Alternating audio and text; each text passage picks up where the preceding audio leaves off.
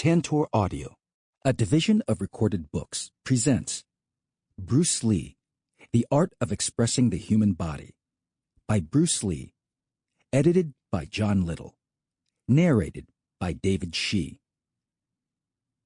Publisher's note: this audiobook refers to photos included in the print and ebook editions of the book. Get a checkup first. As with all forms of strenuous exercise, you must take note of one point before you start your training. You should go to see a doctor and make sure that you do not have any health problems such as heart disease or tuberculosis. If you unfortunately do have one, you'll have to stop your training and wait until you have cured it. Otherwise, the training will hurt you badly and may even result in death. Bruce Lee. Forward by Alan Joe.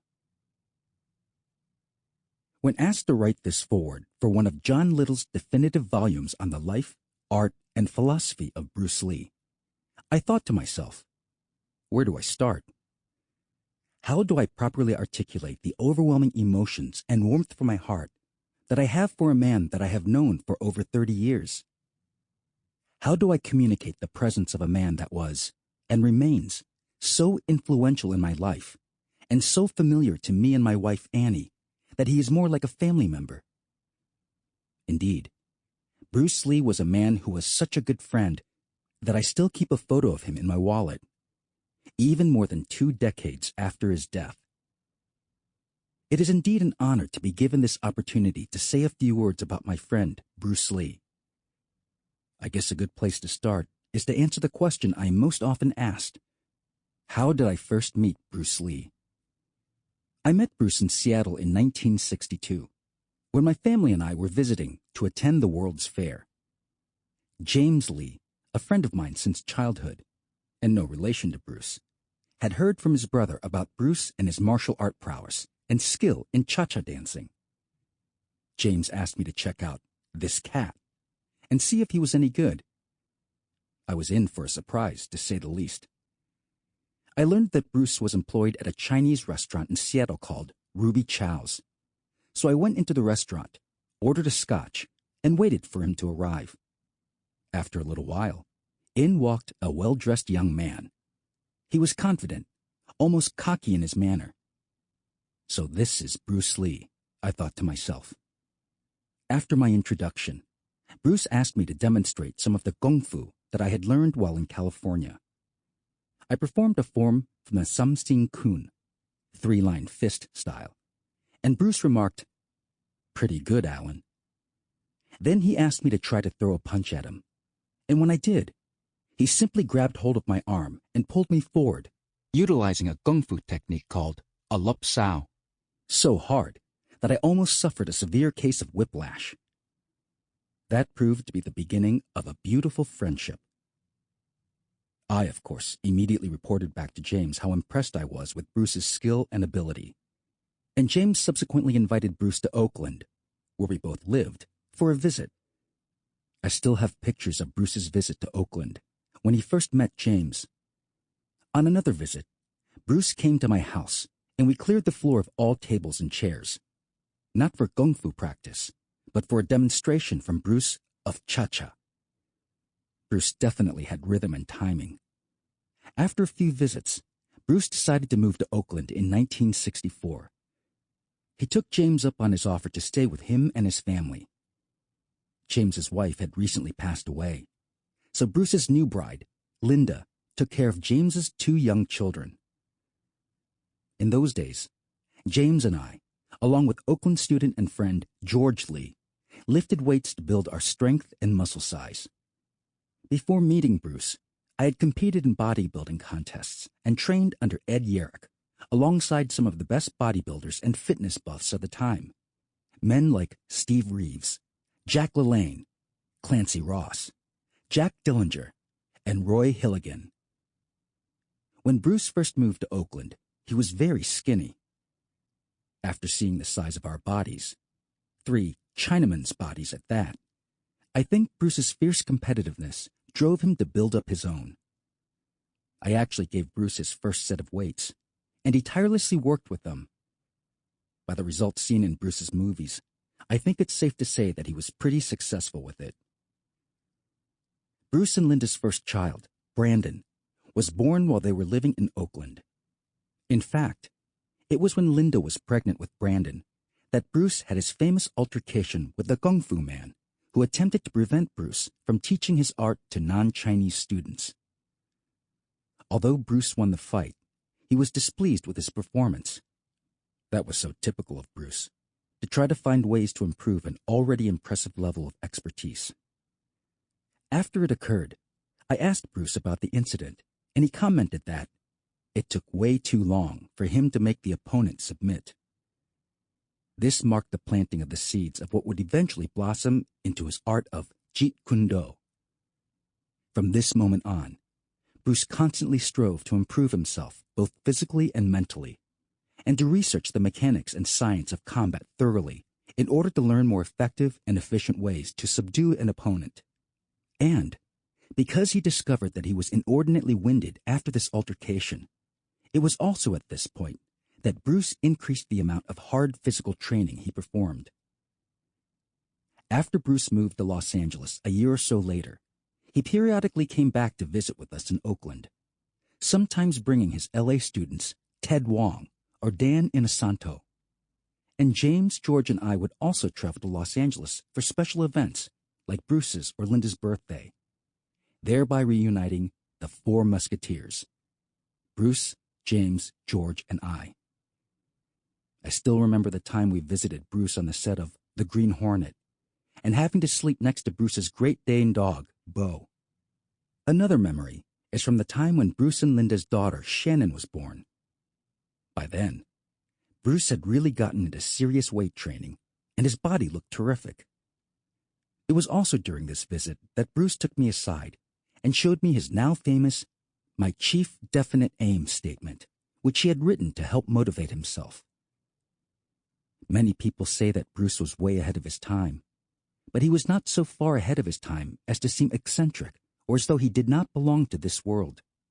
I think a better description is that he was so finely attuned to himself and the world around him that he appeared to be ahead of his time. He dressed very well and related to all people and their situations. Bruce also knew exactly what he wanted in life. His focus and determination drove him to achieve the heights of success that he did in his short life. I operated a grocery store in Oakland, and Bruce often visited me there. I remember one time Bruce was at the store for 8 hours, waiting to surprise Linda on her birthday. Using some butcher paper, he started sketching some beautiful kung fu drawings. At the end of the day, he just threw them away. I kicked myself now for not taking them out of the garbage can. They would be priceless to me, not because of the frenzy of Bruce Lee memorabilia collecting that has sprung up since his passing, but because of the memories they would now represent of the time I spent with my friend in the store that day. Bruce used to tell me that he would become a common household name, like Coca-Cola, and so it has come to pass. In all my travels around the world, I have seen that the name Bruce Lee is known everywhere, from across North America to all parts of Europe and Asia. One must understand that it is quite an accomplishment to be recognized in countries such as China that have been repressed. And yet, if I mention the name Bruce Lee in a city like Shanghai, a light bulb comes on automatically within the minds of the native Shanghaiese. In looking over some of these points, I realize just how easily my anecdotes of Bruce come to me. But that is the way it was with Bruce. Time would just stop when he was around. He was so inspirational and high-spirited. When I was down, Bruce would always lift my spirits, and I would feel better. He could be a serious person one moment and a jokester the next. He never left our house without showing my wife how hard and flat his washboard stomach was. He would often leave us with knots in our stomachs, thanks to his sense of humor and hilarious jokes. I hope that these few remembrances I share with you convey some impression of what Bruce was like and the excitement we had in knowing him. I must give credit to John Little for taking on the tremendous task of documenting Bruce's body of work. John has sacrificed much in order to allow us to listen to and ponder what Bruce left behind. In this 12-volume library, John shows us that Bruce truly was a Renaissance man, a thinker, a philosopher, an artist, a tremendous physical specimen, and an actualized human being. Bruce was multifaceted and multidimensional. John provides the opportunity to appreciate the many layers that comprise Bruce Lee. In many ways, with the drive and determination he has demonstrated in revealing the man who inspired him as a child, John reminds me of Bruce. I must also commend Bruce's wife, Linda. When Bruce and Linda were first married, she was just a girl in her 20s, who didn't even know how to cook. When they first arrived in Oakland, I showed her how to cook some of the Chinese dishes Bruce preferred. But she has blossomed into one of the most gracious women I've ever known.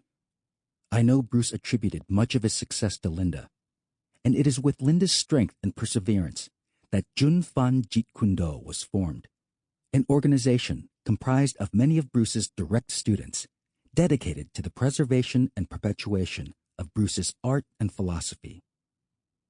Bruce would be very happy about Linda's dedication. Bruce and Linda's daughter, Shannon, was only a few years old when Bruce passed on. But with the formation of Jun Fan Jeet Kune Do, Shannon is learning more and more about her father through the memories of many of Bruce's students and close friends. And with Shannon's accomplishments, personally and professionally, Bruce would be moved, proudly hugging her and patting her on the back to acknowledge that she was always his little girl. In closing, I suggest you listen to this book and use it to motivate yourself to pursue whatever goals you strive for in life. Here is the record of a man who had to overcome his own obstacles in life and who achieved success because he believed in himself. Perhaps you can use this inspiration to achieve your own success. Even now, I feel Bruce's presence, and he still motivates me to this day. When I'm lifting weights, which I still do 2 or 3 times per week, I max out my workout by doing 1 rep more for the old man upstairs, and then do 1 more for Bruce. It never fails. Oakland, California, 1998. Preparation Meets Opportunity by Linda Lee Cadwell.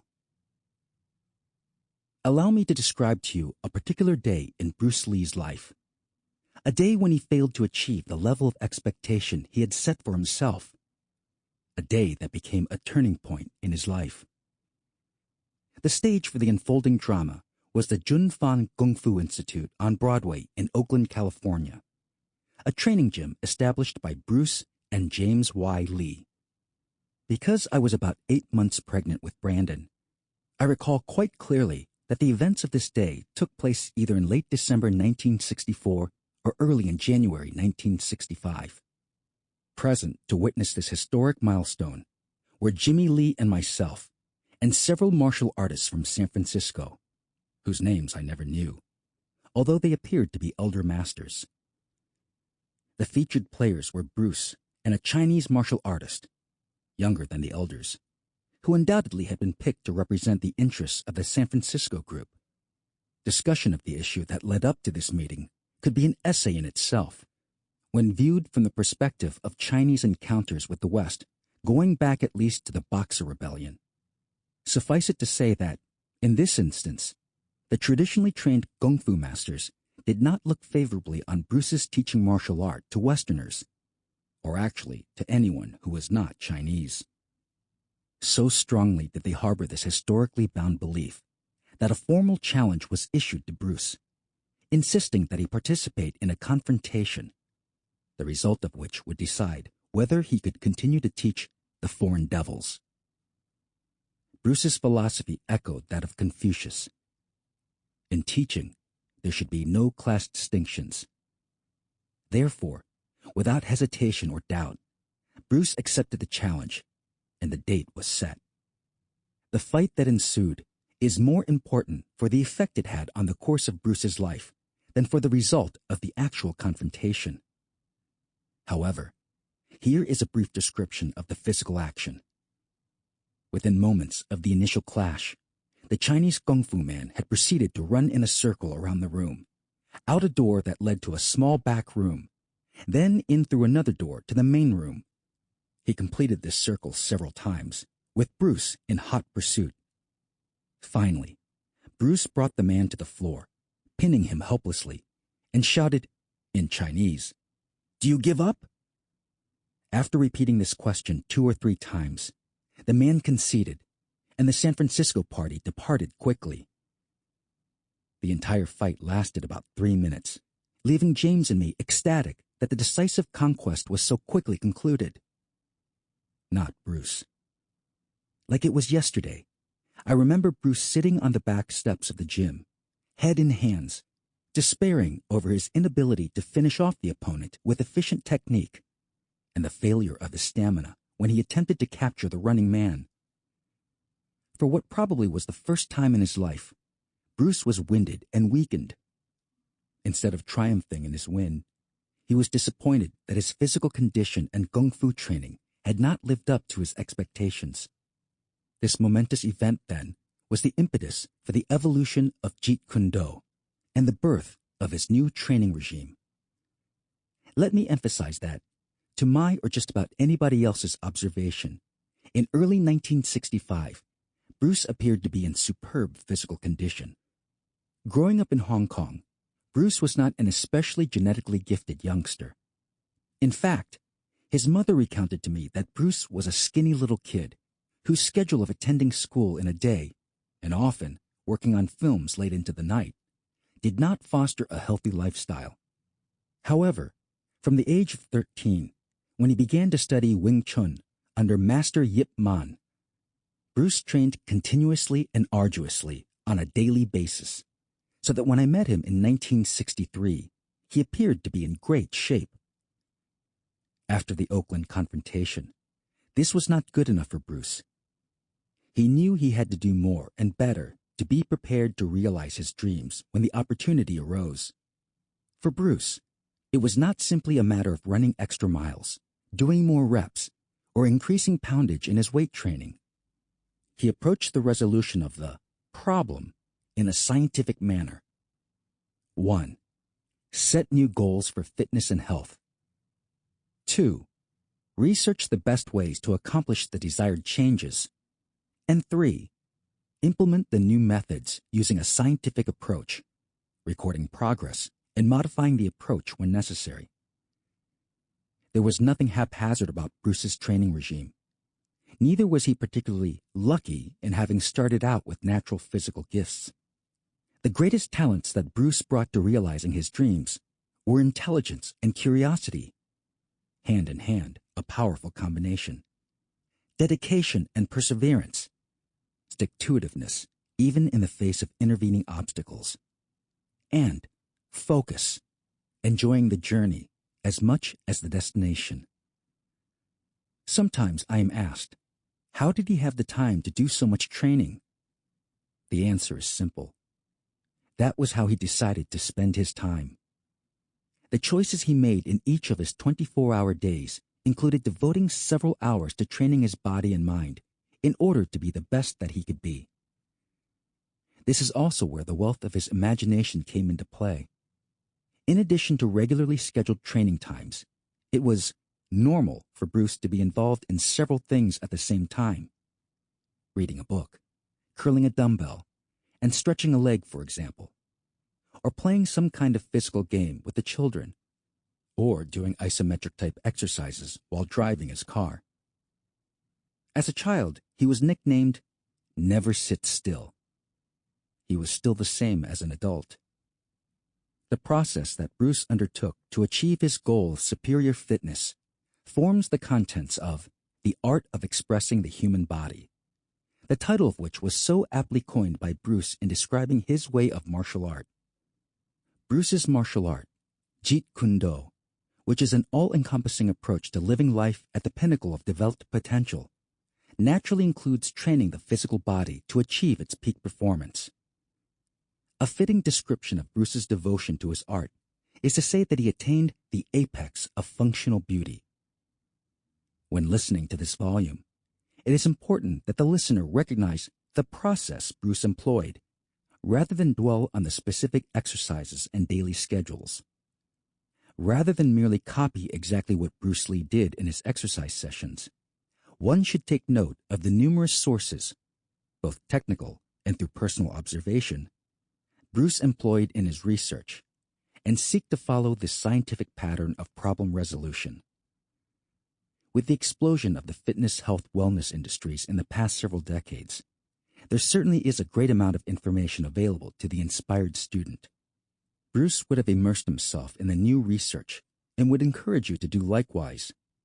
Always improving, never arriving at the peak, but always undergoing the process, Bruce enjoyed the never-ending journey toward physical perfection.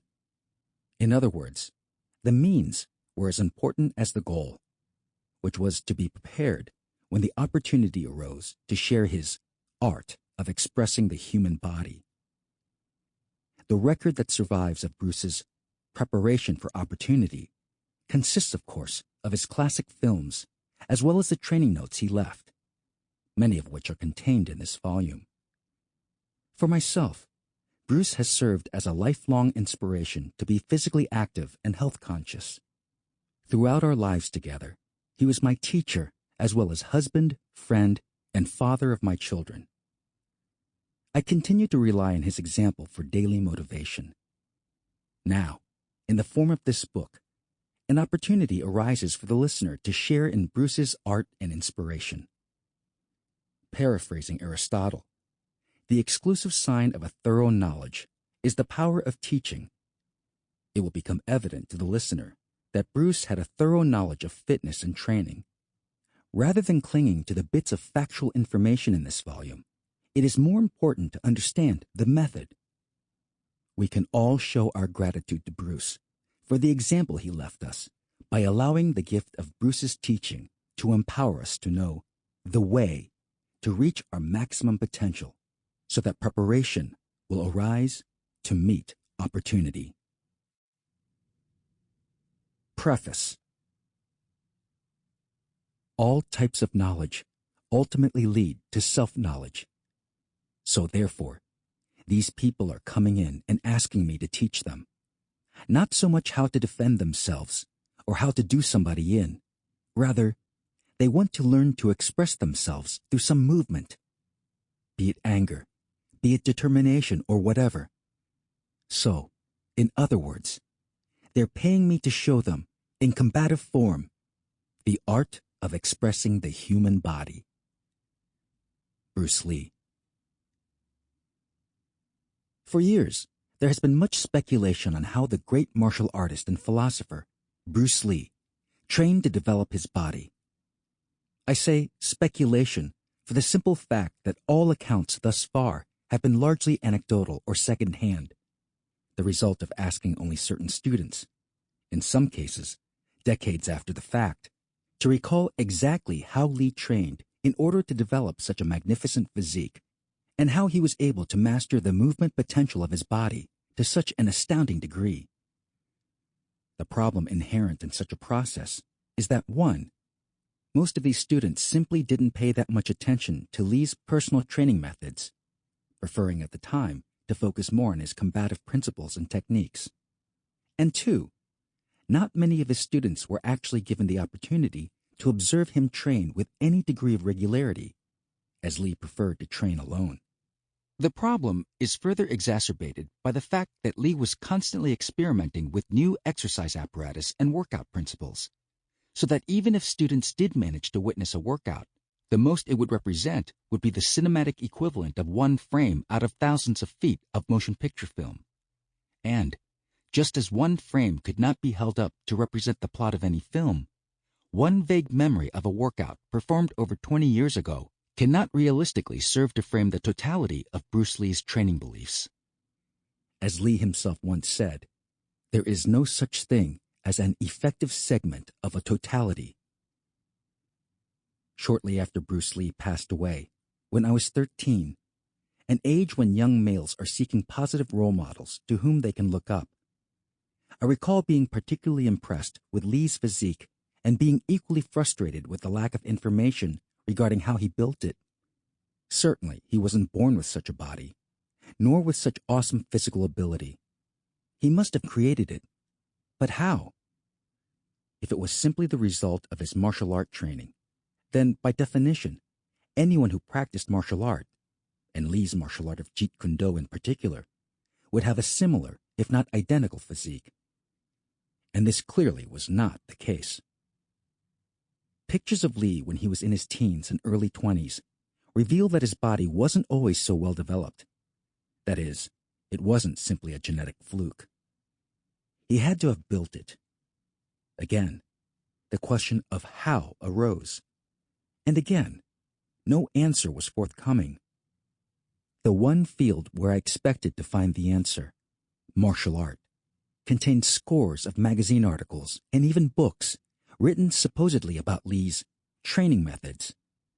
But they revealed nothing of substance about how he built his body. Any information they did reveal was vague, and I later learned, misleading. People who knew Lee and even claimed to have trained with him revealed contradictory information at best. One student recalled that Lee was a 5-mile-a-day runner. He wasn't. While another indicated that Lee seldom ran more than 2 miles a day. Then there is the subject of Bruce Lee's use of weights to build his body. For years, the popular notion has been that Lee advocated the use of extremely high repetitions, i.e., upward of 25 reps per set, in his training. And yet in reading through his papers and personal training diaries while researching this book, I could find no evidence to support this contention.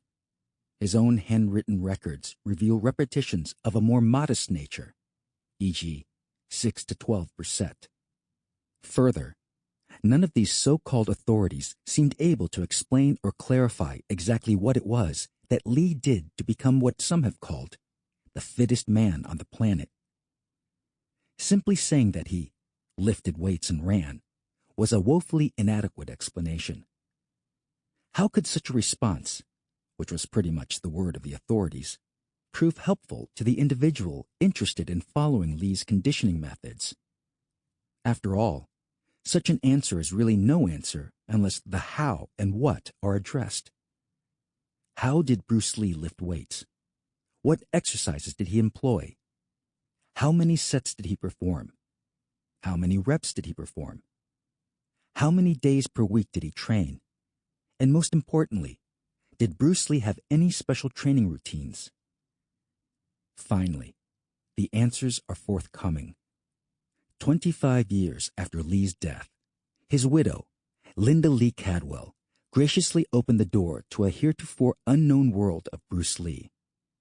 Private papers, essays, reading annotations, and diaries were revealed, containing information invaluable to all those wishing to know more about what Bruce Lee really held to be important, and, by omission, what he really did not hold to be important.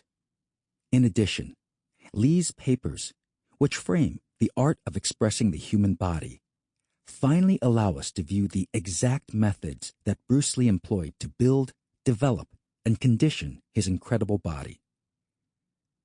Some individuals believe that unless you possess Bruce Lee's physical attributes, attempting his workouts and training methods is futile. I can only respond that this directly opposes Lee's own beliefs, and indeed, the laws of human physiology. The stimulus that resulted in a bigger, more defined, faster, and stronger muscle in Bruce Lee is the exact same stimulus that will bring about a similar response in you. Such is the nature of human physiology. Anatomically and physiologically, every human being is essentially the same, something Bruce Lee was keenly aware of during his lifetime, and that is reflected in both his martial art and his personal training beliefs. And while it's true that certain anatomical and physiological features may vary among individuals, such variations exist within a very limited and quantifiable range, without altering the fact that the basic governing principles are the same, and without altering the essence of our own Sample complete. Ready to continue?